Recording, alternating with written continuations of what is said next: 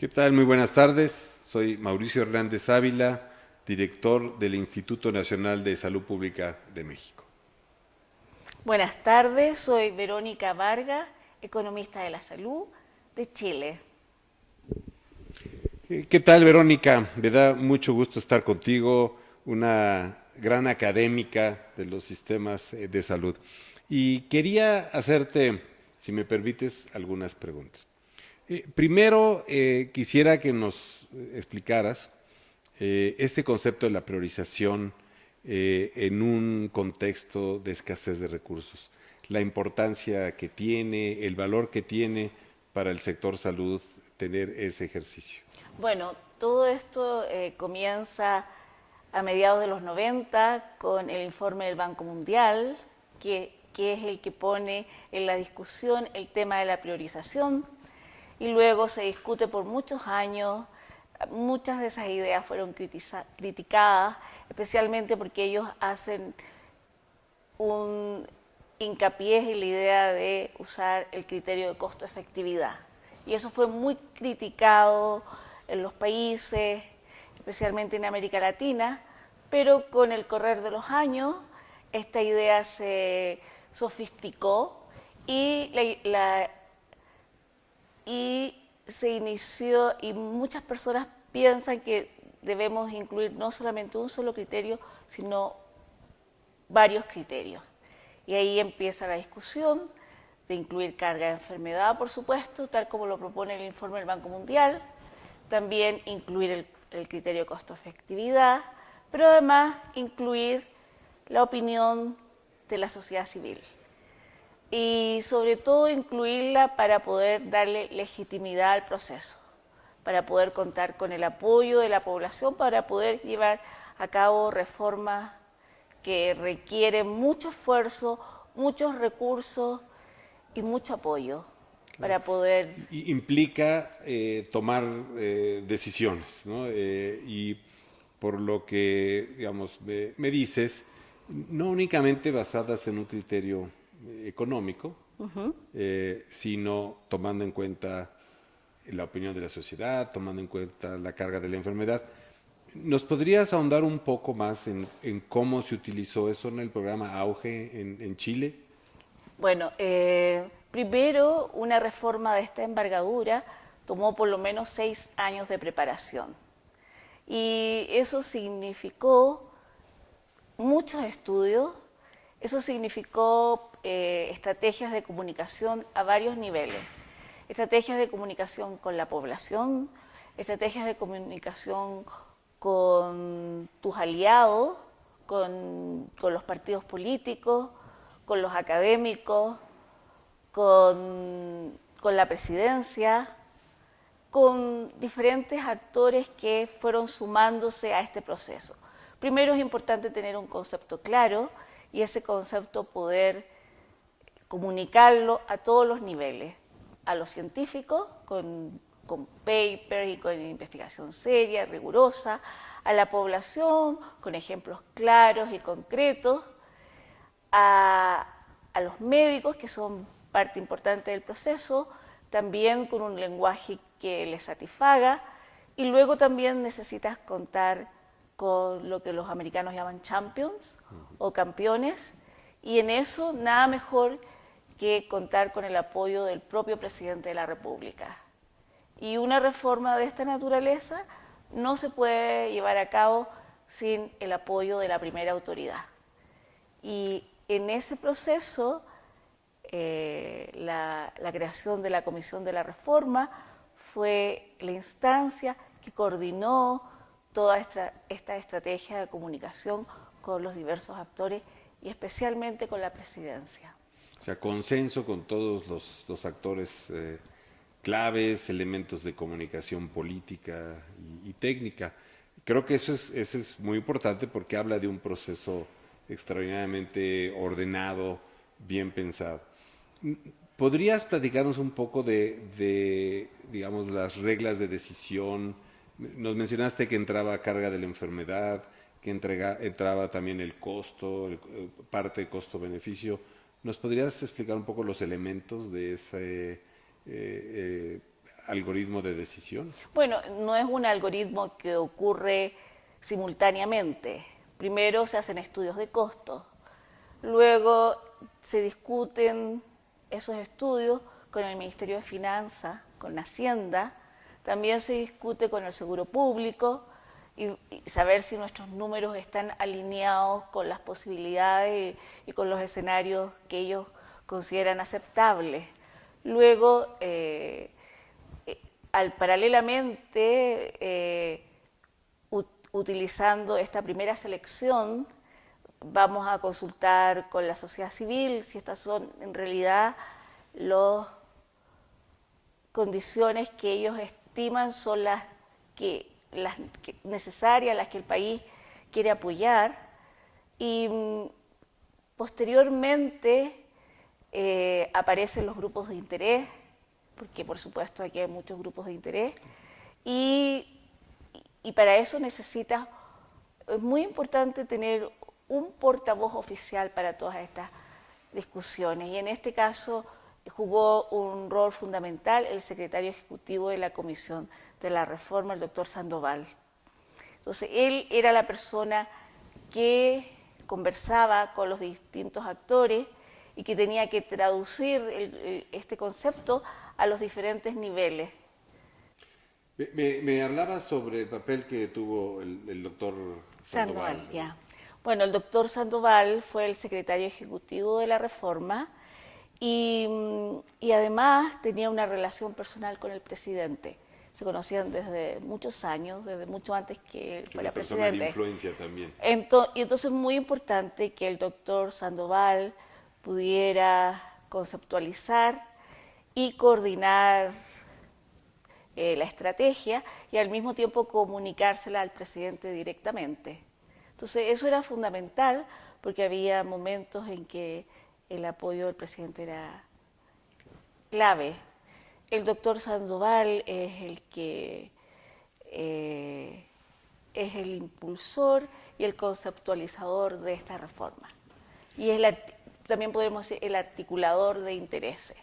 O sea, alguien, digamos, con inteligencia, con relaciones políticas y que creía en el proyecto, el campeón del cual nos hablabas. Exacto. Él no era el ministro. Claro, pero digamos es la figura que empuja. Ahora, ¿nos puedes platicar un poquito de los grupos de apoyo, los grupos que ofrecían resistencia y cómo lo manejaron un poquito? Eso es, bueno, los grupos de apoyo, por supuesto, la gente, la población. Constantemente se estaban haciendo encuestas de opinión para saber qué apoyo tenía el concepto en la población y el apoyo no bajaba del 70%. Entonces eso hacía que los impulsores se sintieran con la fuerza para seguir adelante pese a todas las limitaciones y todos los problemas que iban encontrando. El colegio médico se oponía sobre todo por la idea de priorizar, y eso significa a los ojos del colegio médico que se van a excluir muchas prestaciones, entonces sienten que van a perder rentas, ingresos, poder, etcétera, y que alguien de afuera decida qué prestaciones se van a entregar y cuáles no, sienten que alguien les está quitando espacio. El colegio médico se opone, pero poco a poco, a través de los partidos políticos de la coalición de gobierno apoyan la reforma y ellos se encargan también de influir en el colegio médico. Entonces el colegio médico va perdiendo, se va convenciendo. Está bien, esa es la palabra correcta. Así pasan las negociaciones, ¿no? En el momento en el que uno empieza a ver que también hay oportunidades de ganar, claro, pues se van moviendo las amenazas, se van disipando, ¿no? Bueno, también el seguro privado, las ISAPRES también se oponían inicialmente, pero poco a poco se van dando cuenta que también es una oportunidad para su negocio. Ya, o sea, ellos se van convenciendo que no es algo que también los puede beneficiar. Entonces, de a poco, en la medida que el concepto es bien explicado y que se explica a los distintos niveles, a tus aliados, a la población, a los intelectuales, porque hay que explicárselos a todos. Ahora, este proceso, como tú lo has explicado, también se caracterizó por una participación ciudadana. Y nos hiciste en tu presentación anterior un recuento, ¿no? de los 10 años y a mí me pareció muy interesante. Entonces, creo que sería muy bueno compartirlo en esta entrevista porque es algo que ha caracterizado esta reforma chilena que no vemos en otros países y a mí me parece que es de mucho valor. Bueno, como te estaba diciendo, creo que inicialmente el proceso de consulta ciudadana se inició tímidamente, primero solo con encuestas de opinión, pero sistemáticamente, tres o cuatro encuestas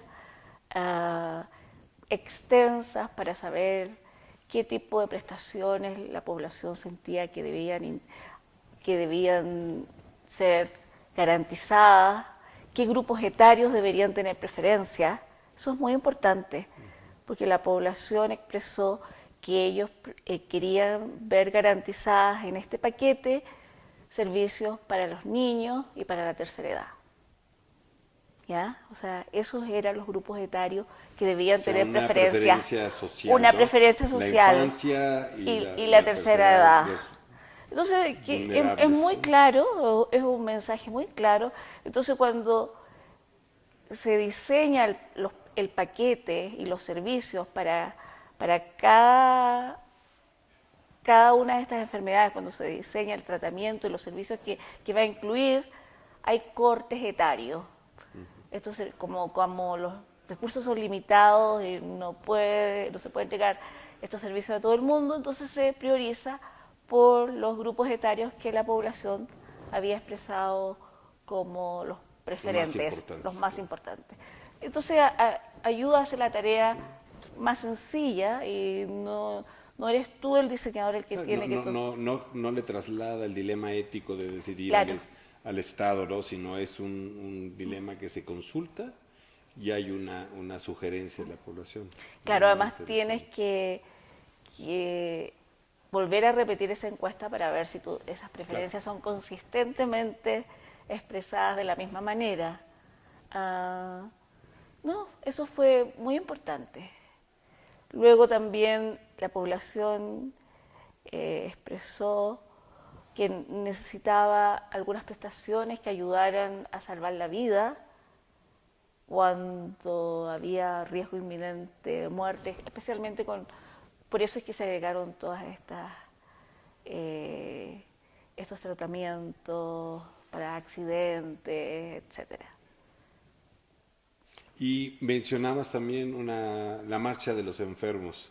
Ese es más reciente, según tengo entendido, pero si nos podrías decir cómo influyó, cómo se vio en términos de pues una presión social para tener una cobertura también más amplia, ¿no? A diferencia de una acción judicial para lograrlo. El auge se inició con 56 condiciones y luego se aumentó a 80 en el año 2013, pero la mayoría, el 90% de estas condiciones del paquete auge son enfermedades con mediana a alta frecuencia, prevalencia, por lo tanto con carga de enfermedad alta o mediana. Sin embargo, enfermedades con muy baja frecuencia o como llaman en Chile enfermedades raras estaban excluidas. Y con el desarrollo tecnológico, con los avances de la medicina, hay nuevos medicamentos en el mercado que son efectivos para algunas de estas enfermedades raras, para el mal de Goyer o, no sé, no soy médico. Enfermedades lisosomales, exacto. Hemofilia, enfermedades son raras y costosas. Y costosas. Y cerca de 3 años atrás, a una persona de la televisión muy conocida, alguien que dicen en Chile un rostro, alguien que sale en la televisión todos los días, se enfermó bueno, tenía en realidad cáncer al pulmón, y él articuló y organizó esta demanda social. La ley tiene su nombre, Ricarte Soto, ese era el nombre de esta persona. Y a partir a partir del hecho que él canalizó y coordinó la primera marcha, él falleció posteriormente y luego se realizaron otras.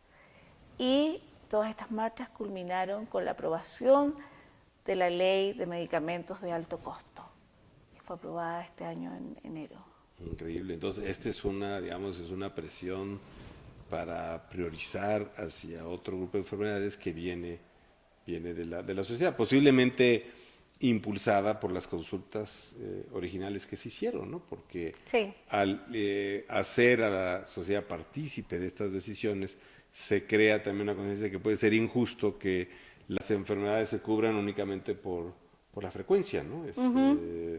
Y qué interesante. Qué interesante. Ahora, para, digamos, a lo mejor terminar, y no abusar más de tu tiempo, o sea, ¿qué le recomiendas a países, digamos, en este caso podría yo pedirte como México, ¿no? O sea, ¿cuáles son lo que tú podrías decir, estos son los secretos de una buena priorización? O sea, las 3 reglas de oro. Creo que podría yo decir de aquí, una es consultar a todos los stakeholders, ¿no? A todos los actores claves involucrados, evaluar sus posiciones, consultarlos, involucrarlos, traerlos.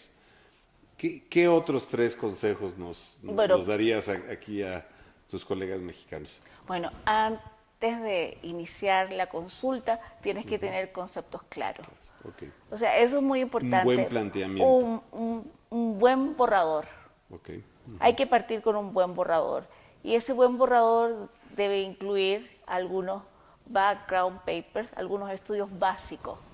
Un estudio de costos, sin duda, un estudio epidemiológico serio, un estudio de coberturas de las prestaciones más importantes, de los programas más importantes. Y yo creo que sí, tienes que tener unos 4 o 5 estudios bien hechos, básicos, que te permitan tener un diagnóstico fino de lo que ocurre. Por regiones, tienes que entender lo que pasa en todo el país. Eso Luego, es lo entre básico. líneas, es invertir recursos en un buen diagnóstico para llevar a la mesa un buen borrador, como tú dices. Me gusta mucho ese término, así, algo que se propone con la intención de mejorarlo, de cambiarlo. Tienes que partir con un buen sólido, puede ser 3 páginas, pero detrás de eso tienes que invertir trabajo serio. Pero me gusta lo que dices, borrador. Eso quiere decir que tienes un espíritu de negociación para cambiar. Eso creo que la palabra borrador me pareció muy, muy interesante. Bueno, ese es uno. Eso es uno. No, pero y ese borrador lo tienen que entender todos tus aliados. Tienes que partir con un consenso básico entre tus aliados, entre tu grupo primario y entre los intelectuales, que son los que te van a apoyar, los primeros, tu grupo más básico. Una pregunta. Tiempos, o sea, ¿cuánto tiempo les llevó allá en Chile? ¿1 año, 3 años? Bueno, los estudios pueden 2 años. 2 años. Sí, los estudios toman tiempo, no los hace el mismo grupo, a veces se trae gente diferente y hay muchas cosas que tratas que no funcionan al final. O sea, yo misma trabajé en la reforma, en la comisión de reforma, trabajé para el doctor Sandoval y yo estaba encargada de hacer un estudio de algo que al final no funcionó. ¿Ya? O sea, eso también ocurre. O sea, que no es, o sea, no debe de ser algo, digamos, político, o sea, de tiempos, o sea, tienes que dejarlo madurar, tienes que crearlo, estudiarlo, como dices, desarrollar tu borrador, y no puede ser una propuesta de campaña, vamos, que apruebes al día siguiente, eso No, sería muy riesgoso. no, eso es muy riesgoso. Entonces tienes que tener Es muy interesante. plan A, plan B, y además distintos escenarios, porque en algún momento tienes que negociar una cosa por la otra. Eso tienes que tener varias posibilidades que sean reales, que puedas después intercambiarlas. Entonces necesitas tener algo bien sólido detrás tuyo. Y ahí salir al mundo a consultar y a cambiar y a escuchar. ¿Y esto en Chile se hizo en una administración política Sí. o en varias? En una, No, en varias. en varias. Ah, eso es muy importante, olvidé eso. Finalmente este plan se aprueba en el Parlamento con el apoyo de todos los partidos. Consenso. Con consenso, o sea, del grupo gobernante y de la oposición. Entonces, significa que tienes que hacer un trabajo muy serio, ¿ya? Y eso, y que se haya convertido en ley y que haya sido aprobado por todos, te garantiza que las administraciones cambian y el programa continúa, y por eso que puede tener 10 años y no tiene 4 o 3, ¿ya? O sea, es muy importante. Y para que estén todos de acuerdo, Otra recomendación es que quede en ley. que quede, eso, muy importante, que quede en ley, porque además eso te obliga a hacer el proceso de consensuarlo. Y eso es parte del valor que tiene la implementación y que pueda durar 10 años. Ahora, tú, digamos, desde el punto de vista académico, o sea, ¿qué líneas de investigación piensas que podrían, ese es mi sesgo propio, ¿no? de investigación, pero ¿qué líneas de investigación deberíamos de estar desarrollando en los países para seguir avanzando en este contexto de priorización? Porque a nadie nos alcanza, ¿no? O sea, y lo que quisiéramos es tener pues métodos, esquemas, algoritmos, no sé cómo decirle, pero que sean lo más justos posibles desde todos puntos de vista, ¿no? Económicos, desde el punto de vista humano, de la carga de enfermedad, de lo que tú decías de salvar vidas, de la oportunidad en que llega el tratamiento. ¿Tú podrías decirnos alguna agenda, proyectos de investigación que te gustaría que se desarrollaran? Bueno, en primer lugar, estudios de costos. Eso es muy importante porque parece obvio, pero no hay estudios de costos muy buenos, estudios de costos que sean representativos de los distintos grupos sociales, de las distintas áreas geográficas, etcétera. Luego estudios epidemiológicos para ver exactamente cuál es la prevalencia en las distintas áreas, porque las prevalencias de México no necesariamente son las prevalencias que tenemos en Chile o que tenemos en Argentina, etcétera. Yo creo que esas son básicamente las dos líneas de trabajo. Luego, mantener en todos estos estudios la comunicación con el Ministerio de Hacienda o el Ministerio de Finanzas, porque tú los vas a necesitar y tienes que hablar el mismo lenguaje que ellos hablan. O sea, eso también es importante, me olvidé mencionarlo, cuando tienes todas estas conversaciones con todos los actores, tienes que tener a finanzas contigo y tienes que hablar el lenguaje de ellos. Entonces también necesitas hacer estudios que a ellos les parezcan serios, que lo entiendan. Entonces, también a tratar de tener una agenda de investigación con ellos, desarrollar una agenda de investigación con finanzas, con la Hacienda, qué cosas creen ellos que tenemos que hacer nosotros, preguntarles. ¿Qué les interesa a ustedes? ¿Qué creen ustedes que nosotros, que ustedes necesitan saber que podría ayudar a nuestra comunicación? Porque Hacienda piensa que salud es ineficiente, que no hace las cosas bien, que no sabe lo que quiere. O sea, Hacienda tiene sus prejuicios con respecto a cómo damos los servicios. Sí, y entonces es bueno tenerlos bien informados y tener una buena relación con ellos. Te hago una última pregunta que también es sesgo personal, que es la parte de salud pública, la parte de prevención. Y, digamos, es muy interesante cómo se cubre todas estas intervenciones, que están pues muy enfocadas al final, ¿no? A cuando ya tenemos la enfermedad. En algún momento, digamos, del diseño se consideraron las partes, digamos, preventivas de las enfermedades.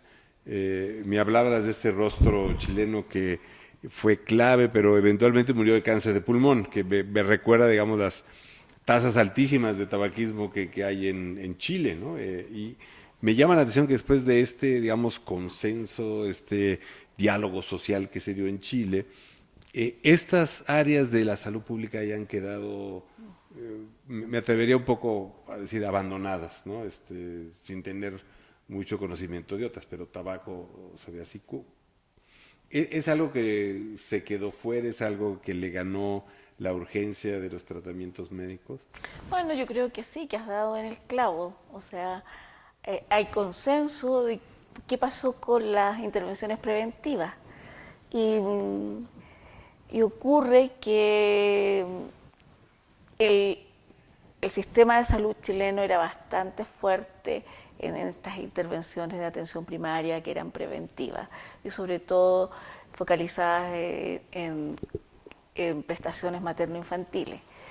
Pero cuando empezamos la discusión de las enfermedades crónicas, creo que se nos quedaron fuera las intervenciones preventivas y es algo que hay que hacer. O sea, sí, es algo que estamos debiendo. Bueno, para ya no abusar más del tiempo, ¿te gustaría decir algunas palabras para finalizar, algún consejo, algo que se nos haya quedado fuera de la entrevista que no hayamos abordado, Verónica? No, yo creo que, o sea, me parece estupendo tratar de entender cómo otros países han implementado sus reformas y también yo creo que hay que aprender de aquellas que han fallado. Y ahí voy a contar una anécdota que me contó el doctor Sandoval muchas veces, que él antes de iniciar el plan de la reforma visitó a Estados Unidos y se entrevistó con todas las personas que habían estado en la reforma fallida y les preguntó por qué fallaron. Y creo que él dice que él aprendió mucho de eso. Claro. Creo que esa también es una fuente de aprendizaje. Sí, sí, bueno, hay que aprender de los éxitos y de los fracasos. Y de los fracasos. Verónica, muchas gracias. Verónica es una gran investigadora, tiene papers muy importantes en este tema. Yo les aconsejo que los revisen, los lean, porque van a aprender mucho. Muchas gracias. Muchas gracias a ti por estas preguntas.